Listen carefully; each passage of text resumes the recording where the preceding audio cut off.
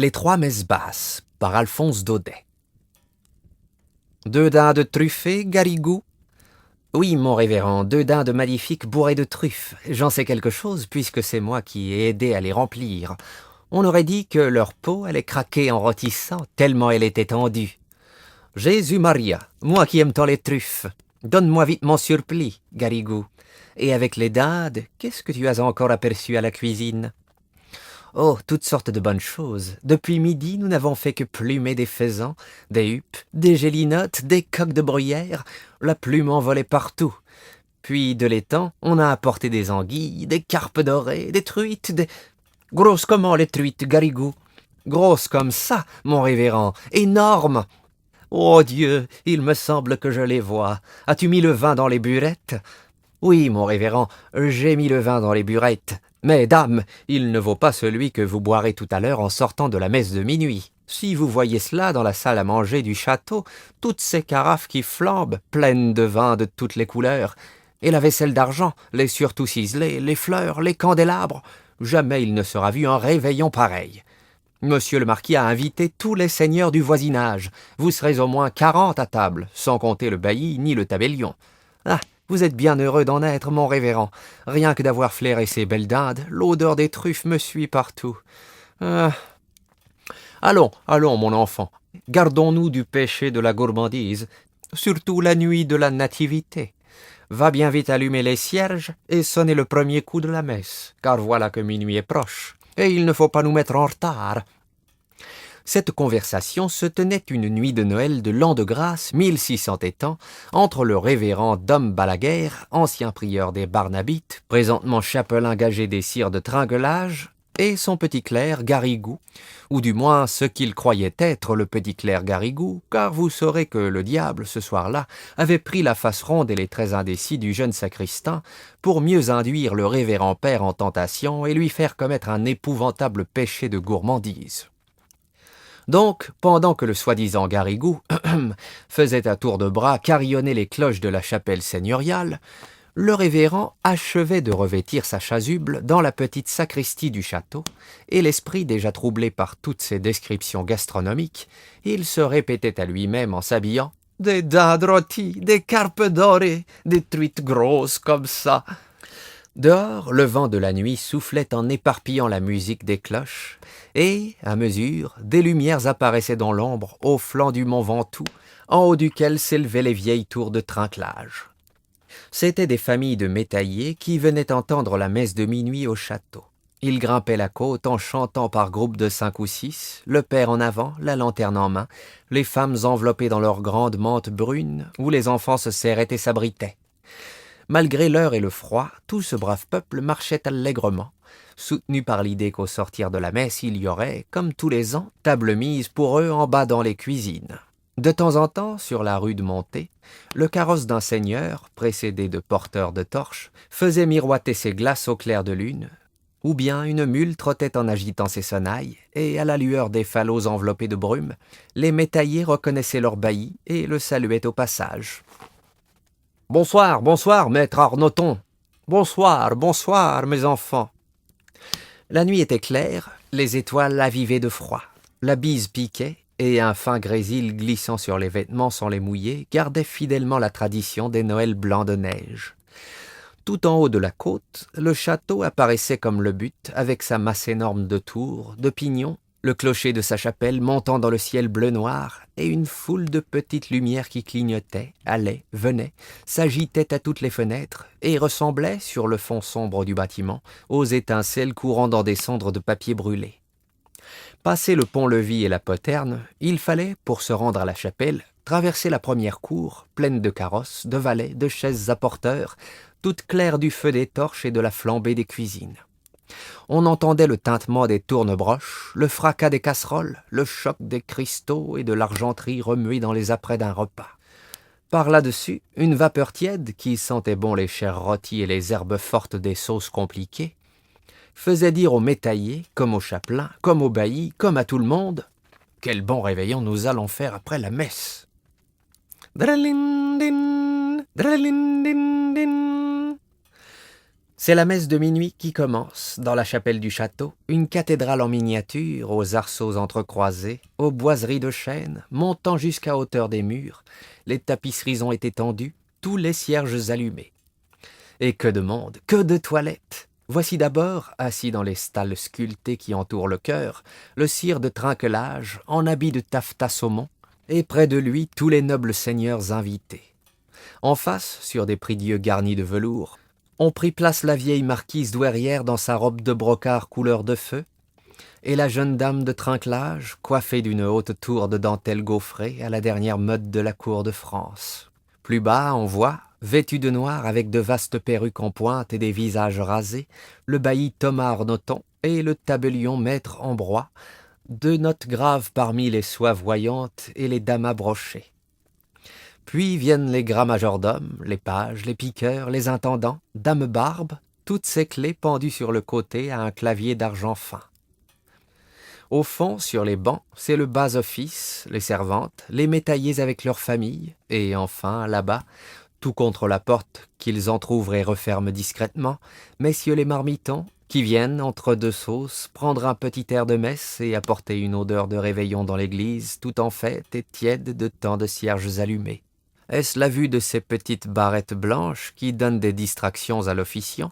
Ne serait-ce pas plutôt la sonnette de Garrigou, cette enragée petite sonnette qui s'agite au pied de l'autel avec une précipitation infernale et semble dire tout le temps « Dépêchons-nous, dépêchons-nous, plus tôt nous aurons fini, plus tôt nous serons à table ». Le fait est que chaque fois qu'elle tinte, cette sonnette du diable, le chapelain oublie sa messe et ne pense plus qu'au réveillon. Il se figure les cuisiniers en rumeur, les fourneaux où on brûle un feu de forge, la buée qui monte des couvercles entr'ouverts, et dans cette buée, deux dindes magnifiques, bourrées, tendues, marbrées de truffes. Ou bien encore il voit passer des files de pages portant des plats enveloppés de vapeurs tentantes, et avec eux, il entre dans la grande salle déjà prête pour le festin. Oh, délice! Voilà l'immense table, toute chargée et flamboyante, les paons habillés de leurs plumes, les faisans écartant leurs ailes mordorées, les flacons couleur de rubis, les pyramides de fruits éclatant parmi les branches vertes, et ces merveilleux poissons dont parlait Garrigou.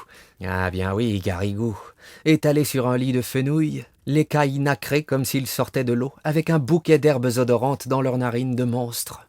Si vive est la vision de ces merveilles qu'il semble à Dom Balaguer que tous ces plats mirifiques sont servis devant lui sur les broderies de la nappe d'autel, et 2 ou 3 fois, au lieu de Dominus vobiscum, il se surprend à dire le Benedicite.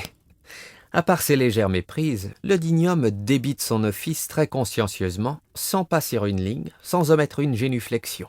Et tout marche assez bien jusqu'à la fin de la première messe, car vous savez que le jour de Noël, le même officiant doit célébrer 3 messes consécutives. Et d'une, se dit le chapelain avec un soupir de soulagement. Puis, sans perdre une minute, il fait signe à son clerc, ou celui qu'il croit être son clerc, et... drlindin, drlindin. C'est la seconde messe qui commence, et avec elle commence aussi le péché de Dom Balaguer. « Vite, vite, dépêchons-nous » lui crie de sa petite voix aigrelette la sonnette de Garrigou. Et cette fois le malheureux officiant, tout abandonné au démon de la gourmandise, se rue sur le missel et dévore les pages avec l'avidité de son appétit en surexcitation. Frénétiquement, il se baisse, se relève, esquisse les signes de croix, les génuflexions, raccourcit tous ses gestes pour avoir plus tôt fini. À peine s'il étend ses bras à l'évangile, s'il frappe sa poitrine au confiteor, entre le clerc et lui, c'est à qui bredouillera le plus vite. Versets et réponses se précipitent, se bousculent. Les mots à moitié prononcés, sans ouvrir la bouche, ce qui prendrait trop de temps, s'achèvent en murmures incompréhensibles. Oremus, mea culpa. Pareils à des vendangeurs pressés foulant le raisin de la cuve, tous deux barbotent dans le latin de la messe, en envoyant des éclaboussures de tous côtés. « Dom scom » dit Balaguer. « Stuto » répond Garrigou. Et tout le temps, la damnée et petite sonnette est là qui tinte à leurs oreilles, comme ces grelots qu'on met aux chevaux de poste pour les faire galoper à grande vitesse. Pensez que de ce train-là, une messe basse est vite expédiée. « Et de deux » dit le chapelain, tout essoufflé. Puis, sans prendre le temps de respirer, rouge, suant, il dégringole les marches de l'autel et... drelindin, drelindin. C'est la 3e messe qui commence. Il n'y a plus que quelques pas à faire pour arriver à la salle à manger. Mais, hélas, à mesure que le réveillon approche, l'infortuné Balaguer se sent pris d'une folie d'impatience et de gourmandise. Sa vision s'accentue. Les carpes dorées, les dindes rôties sont là. Oh, il les touche. Oh Dieu, les plats fument, les vins embaument. Et secouant son grelot enragé, la petite sonnette lui crie « Vite, vite, encore plus vite !»